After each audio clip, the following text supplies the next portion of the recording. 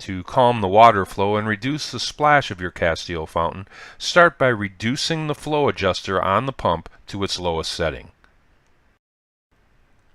Then use a sharp knife or a pair of scissors to cut a small piece of tubing off the end of the included tubing. You'll then trim this piece of tubing by cutting away a small portion of it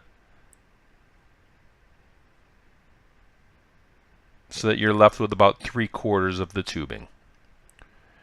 You'll then roll it up into a small ball and insert it into the tubing.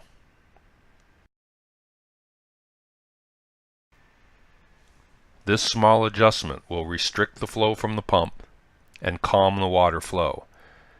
Put the pump back inside the unit, make sure it's fully submersed in the water, check to make sure your light cords have a drip loop, and reinstall the back cover. Using a shim to tilt the face of the fountain backwards will also help to reduce the splash.